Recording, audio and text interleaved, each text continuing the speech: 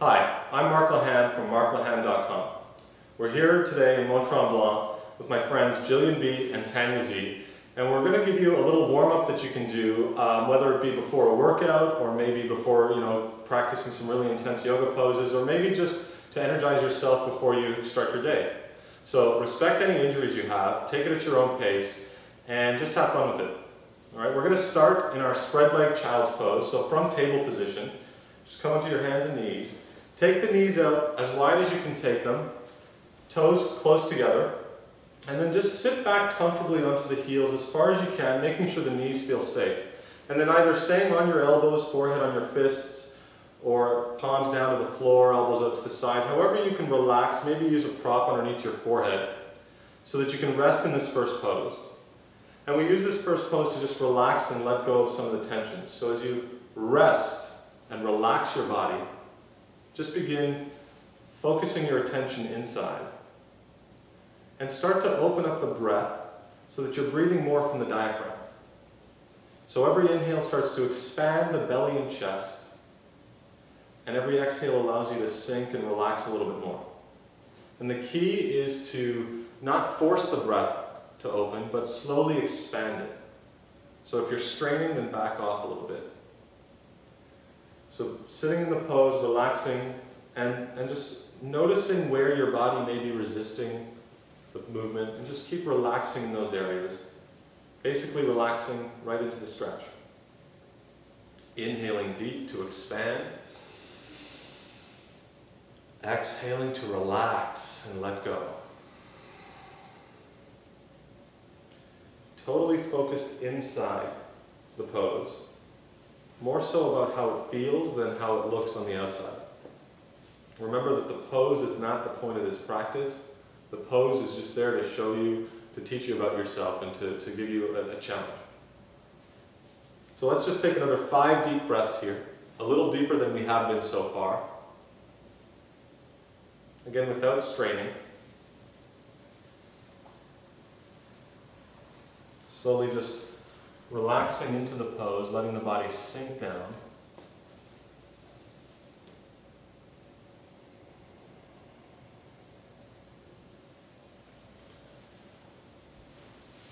Few more deep breaths here. Feeling some decompression in the body.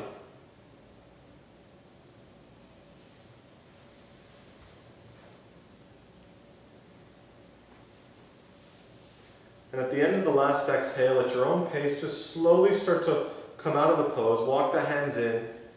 Help the hips up off the heels, knees a little closer together. And either from table position or downward dog, just start to walk the pose out. Yeah, so hands a little further in front of the shoulders for down dog, fingers separated. And just lift up with the hips, and however you want to move now to just wake your body up, get the blood flowing. So walk the legs out, maybe, moving the hips from side to side is also helpful for opening up the rib cage, getting those breathing mechanisms a little bit more, active. Maybe rolling the shoulders back and forth to loosen them up, create some heat. Whatever gets the fluids flowing. We sometimes kind of get restricted with very specific yoga poses, and they're very symmetrical, but our body has so many different movements, so just feel free to explore and experiment a little bit with your body. After all, it is yours to become aware of. So from our downward dog here, we're going to keep those arms nice and long, fingers separated, and remember always to push into the mound of the index finger as well, so that you save your wrists a lot of compression. And with the knees bent just a little bit here, or maybe bent a little more for you if you need it, start to point your sits bones up towards the ceiling a little bit more to straighten out that lower back.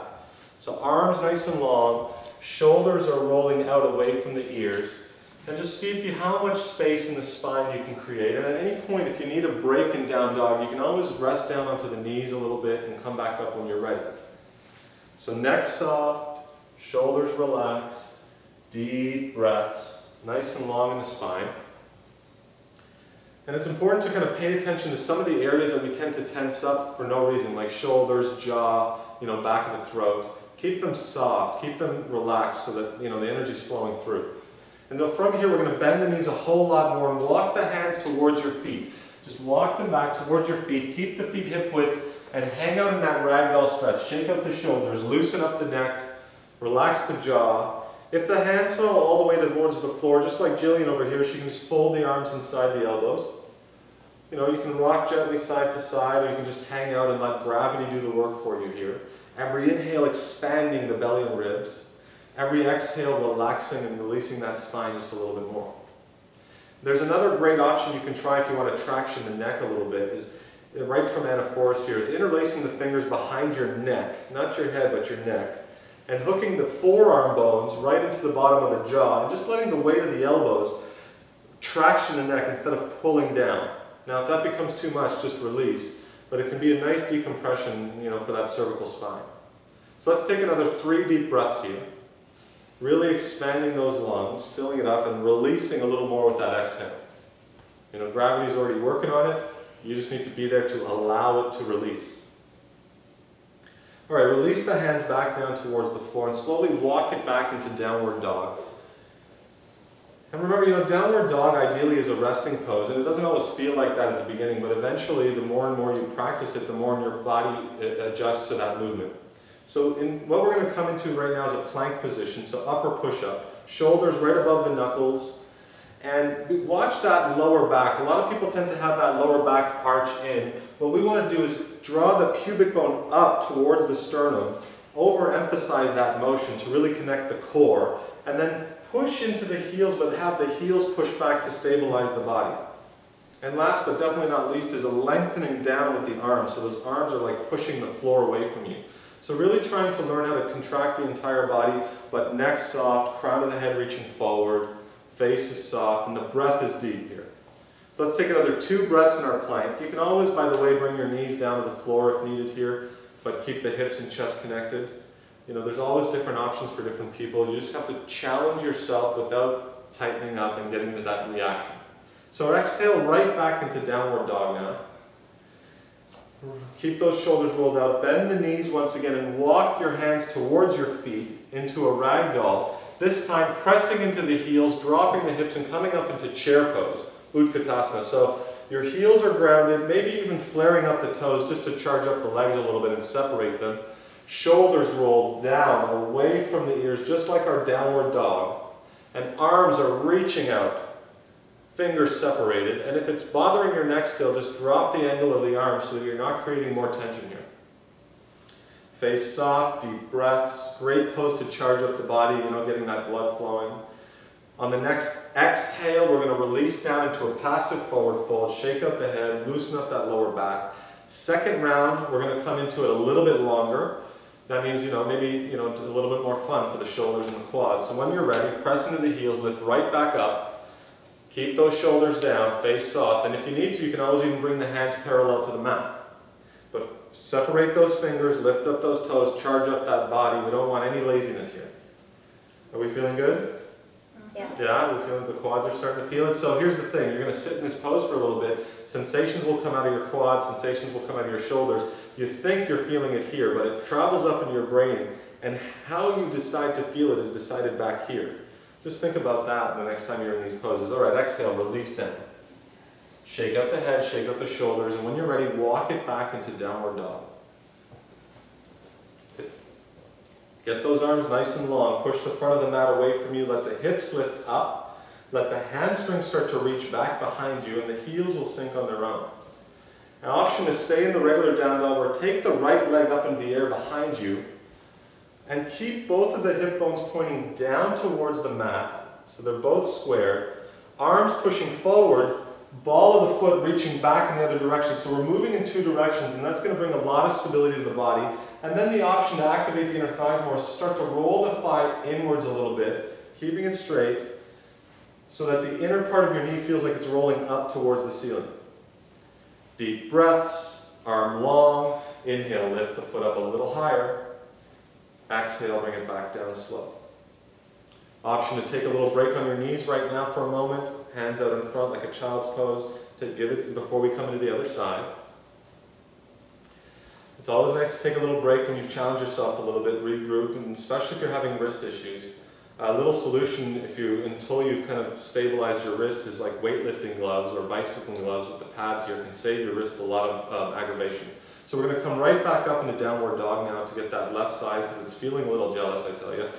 I can hear it. It's saying it's my turn, it's my turn. So left leg up into the air when you're ready, right heel sinking down. Again, both hips squared down to the mat, arms long. Push the front of the mat away from you. Let the hips lengthen back. Let the ball of the foot reach back. Push into my finger right here. Push, yeah, reach it back. Separate the toes too, and that'll activate more of the leg.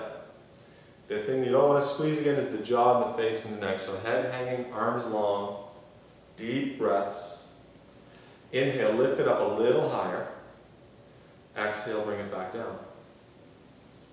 You can spend a few moments here, and when you're ready, bend the knees, walk it back into ragdoll once again at the end of the mat. Bring your big toes together this time, and your heels just about an inch apart. Press into the heels. Drop the hips, come up, hands in front of the heart this time.